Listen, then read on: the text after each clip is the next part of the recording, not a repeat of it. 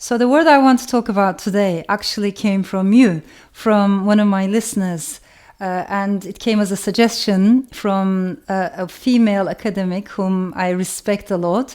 And she's someone who's quite senior, in a senior position, and very successful, talented and very well respected in her career. And yet she said to me, why don't you talk about the word ambition? And that's interesting to me because I think it is a word that is on the minds of so many women from different disciplines for reasons that I'm going to talk about. Also, please, if you have any suggestions, if you want me to talk about certain words, do feel free to share them with me. Now, let's look at the roots of the word. Ambition comes to us from Latin, from ambitio, which could mean walking around or moving around. But it can also be interpreted as walking around in order to get some recognition, even power, even honor. So at the root of the words, there is a restlessness, like you don't know your place or you don't want to be confined inside the limits that are drawn in front of you by birth, right? Which is quite interesting.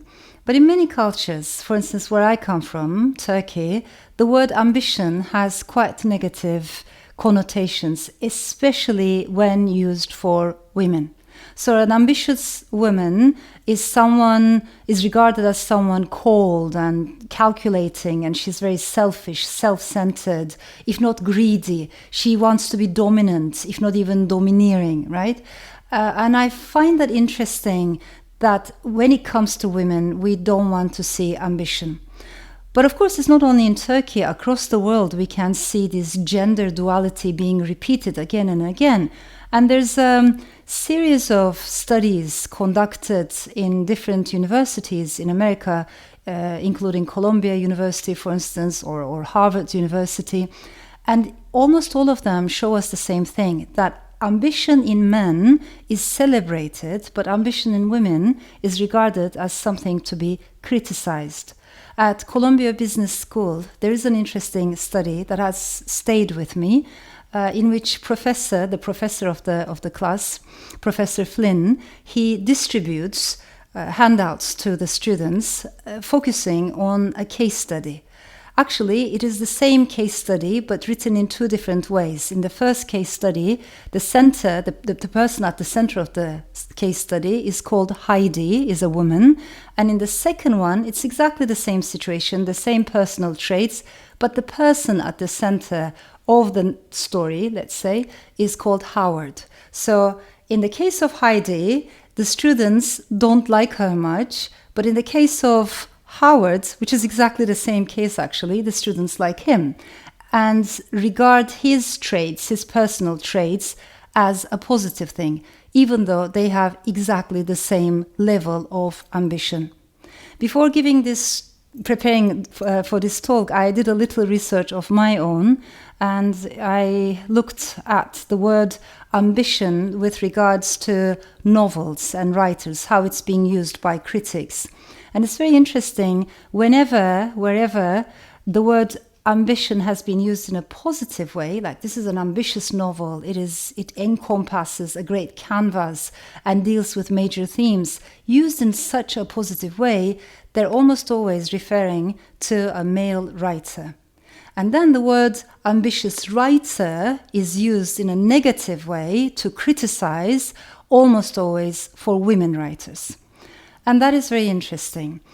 Also, I think across the history of literature, we have seen how ambitious female characters have been punished over and over by authors, usually by male authors, especially as you go back to 19th century, early 20th century classics.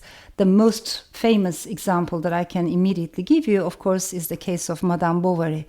Emma Bovary is married to someone who is a bit boring, who's a bit dull, who doesn't have any ambitions in life, but she herself has ambitions, and she's not content. She wants to go out, move around, and she wants love, she wants romance, she wants passion, excitement, and yes, she wants sex as well. And for all that, at the end of the book, she is punished. She has to drink arsenic, and she has to suffer a painful death.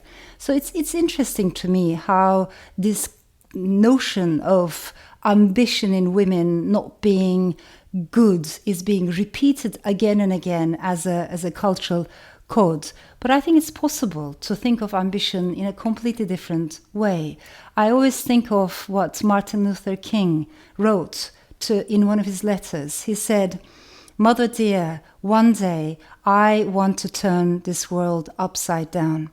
And I like that kind of ambition, the kind of response that you give in the face of inequalities, injustices, when there's a lot of hurt and pain, and you want to be involved, and you want to be engaged, and you want to do something about it. You don't want to be indifferent.